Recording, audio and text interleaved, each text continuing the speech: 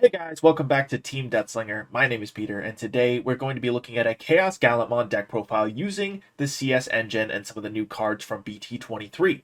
What's kind of really been scratching my brain is seeing the new level 5 Garudamon that allows us to play a level 4 lower CS trait on deletion, and then we have the SkullMeramon that does the same thing, and we have a Gallantmon with the CS trait. So I'm thinking we're going to use the ChaosGallantmon from EX4 to play back some free bodies after deleting our own Gallantmon. So starting with our eggs, we got 4 copies of BT23 Yokomon. When attacking, if this Digimon has the CS trait, draw 1.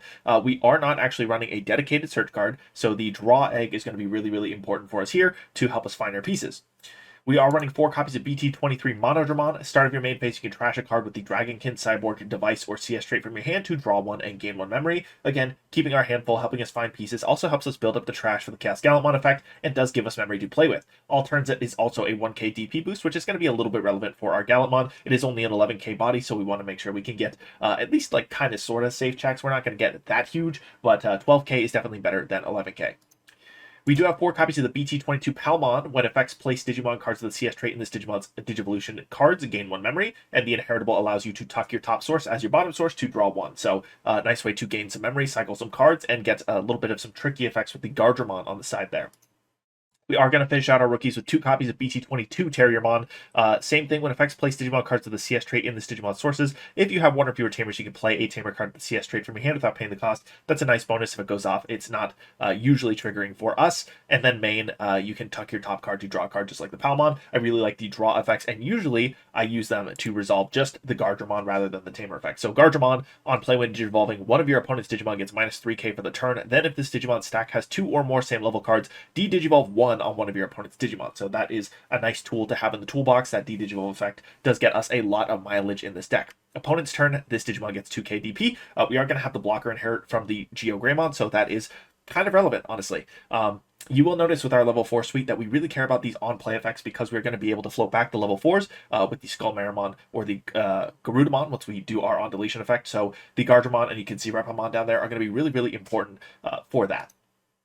We did talk about 4 copies of GeoGreymon from BT23. Security effect, at the end of battle, you can play this card without paying the cost. Has raid, has blocker, and the blocker inheritable. This is just kind of a nice piece. Like I said, we're playing back level 4s off of the inherits on our level 5s. So being able to play back a raid blocker is actually quite good. It can stop you from losing the game. It does come up sometimes when this gets triggered in security. That can steal you a game on its own. You see a medieval Gallantmon over there. This is a nice trigger in security with the medieval Gallantmon. So as far as CS level 4s go, this was kind of the best fit in my opinion. You could go Gargomon here as well if you really want to be able to play your Tamers back without paying the cost.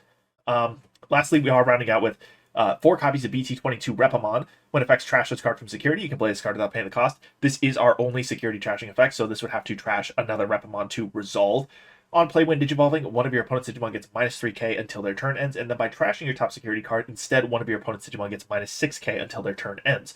When attacking, one of your opponent's Digimon gets minus 2k for the turn. This card is actually kind of mission critical for our ChaosGallantmon plan. Let me tell you why. So you'll notice this and the Guardromon both have minus DP effects on their on-play. So our goal here is actually going to be to trigger the ChaosGallantmon to delete our Gallantmon in order to play back a Reppamon or Guardromon. ChaosGallantmon's base DP deletion threshold is 7k. So normally it's really underwhelming unless you have a lot of trash buildup. You're not going to hit a really valuable target with that deletion effect on play. But if you delete your Gallantmon, play back the level 4 first, trash a security when you play the Reppamon and give minus 6k, technically you are now able to target something that was 13k that got minus 6k and is now 7k. And the more trash you build up, the better that deletion effect becomes. So Reppamon is really key for allowing the ChaosGallantmon to be an effective removal piece. And then Guardromon is also kind of like our backup. It's minus 3k. It's not quite as impactful, but it does get us to that 10k threshold, which means that Gallantmon's going to be able to hit the 10k threshold. It's going to pop most level 5s pretty effectively, and if you do have 10 cards in trash total, you're going to be able to hit the 12k, which is most level 6s. So the 2 DP reduction level 4s are pretty important for our plan. Moving to our level 5s, the 2 level 5s that float us back bodies, we have 3 copies of BT22 SkullMeramon. Has main once per turn by paying 3 cost, delete one of your opponent's level 5 or lower Digimon. If this effect didn't delete, you get sec +1, then you may attack. On deletion, draw 2 and trash 1. This is actually perfectly serviceable as is, but the inherit makes it even better. So on deletion, you can play a level 4 or lower Digimon card with a flame or CS trait from your trash without paying the cost. So when we pop our Gallantmon, we get a level 4 CS trait or lower from trash.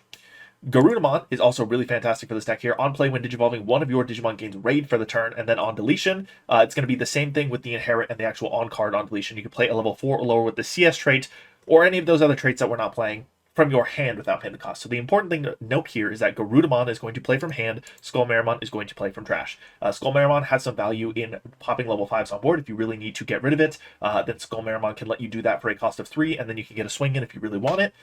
If there is nothing to delete, you can actually use this effect to get Sec +1, and then Evo into your Gallantmon and force an attack after to get 2 checks on the Gallantmon, which is also really nice.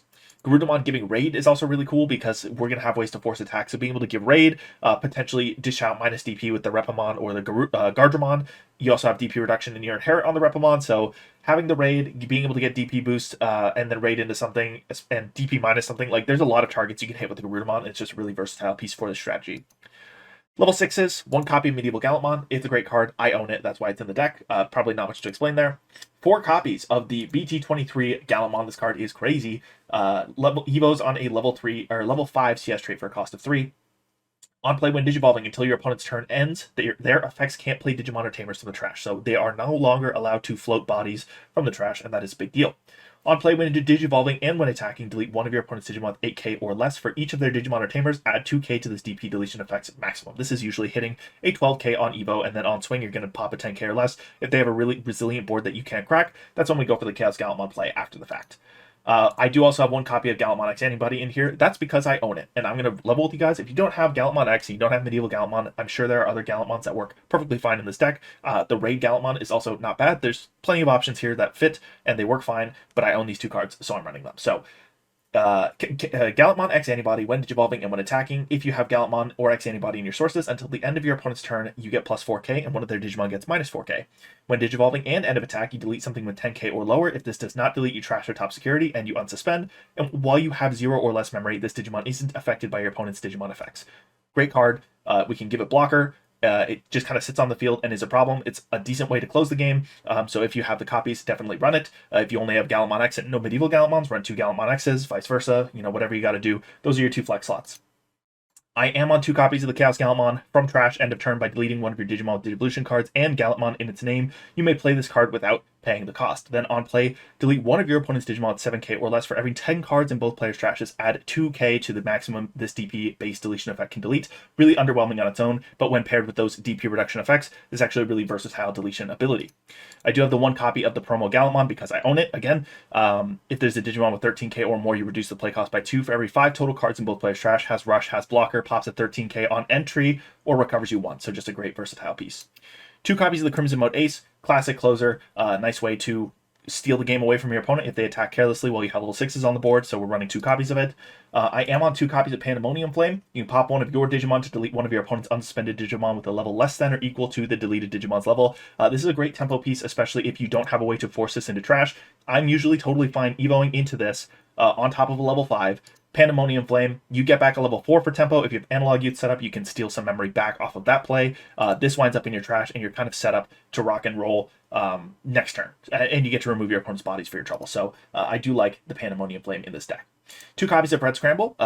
In case you don't get your Tamer set up, this is equity memory in hand. You will not have a red Digimon to play back as the level 3, but you can fix a level 5 or 6 to the top of your deck. And I do like that this can make the Gallantmon a 2-cost Evo.